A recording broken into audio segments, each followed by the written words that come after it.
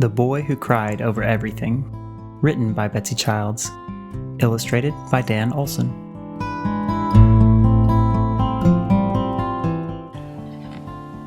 There was once a boy named Murray.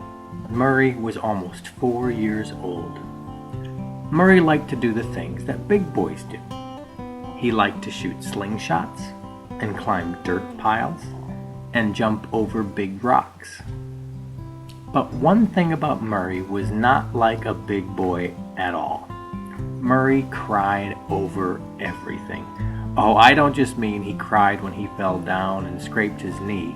Even big boys cry at that. No, Murray cried whenever things didn't go his way.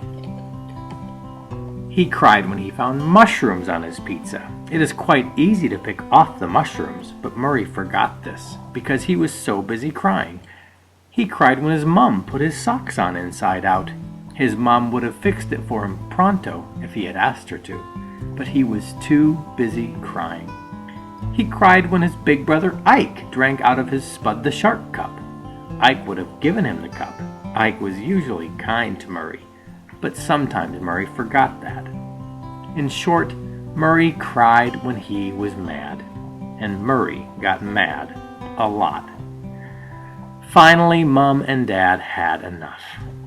"Murray," Dad said, "you're going to have to control yourself. You can't cry every time something doesn't go your way." Murray thought about it. Ike hardly ever cried, even when Murray accidentally dropped Ike's favorite Spitfire and broke the propeller. Murray decided he would try not to cry. But the next time Mom handed round popsicles, she gave the last red one to the boy from across the street. Murray squeezed his fists and furrowed his brow. He stuck out his lip, but then he remembered and decided not to cry. Murray took a blue popsicle instead. And when Dad took Ike to the cinema to see the new Mago Man movie, Murray didn't get to go.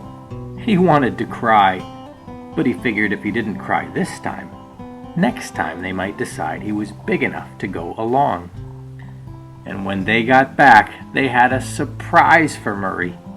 Dad had bought Murray his very own slingshot, just like Ike's, but red, because red was Murray's favorite. Ike helped Murray find a perfect stone. Murray was so excited about his new slingshot that he forgot the very first rule of slingshots. He didn't look before he shot. He pulled back the rubber band and let the stone fly. And although he wasn't aiming at anything, he hit a small gray sparrow that was sitting on the branch of the pear tree. The sparrow fell to the ground. Dad, Ike, and Murray ran over to it. Murray wanted to cry. He did his best not to. He bit his lip and closed his eyes, but the tears would come. He wiped them away with the back of his hand. But when he looked up from the sparrow, he saw that Ike was crying too. And when he looked at Dad, he saw that his eyes looked shiny and wet. "Dad," Murray sniffed, "are you crying too?" Dad took Murray in his arms and gave him a hug. "Yes, Murray," he said, "I'm crying too. Even big boys and big men cry when they're sad.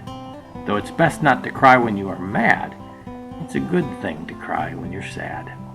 I know you didn't mean to hit the bird, but I'm sad that it died." Then Ike said, "I think we should bury the little bird." Dad and Murray thought this was a great idea. Ike went inside to find a shoebox, while Murray helped Dad dig the hole. They covered the box with dirt and found a big rock to mark the grave. Murray felt a lot better. And when they went inside, Mom had a treat for them. She had bought a new box of popsicles, and every single one of them was red. The end.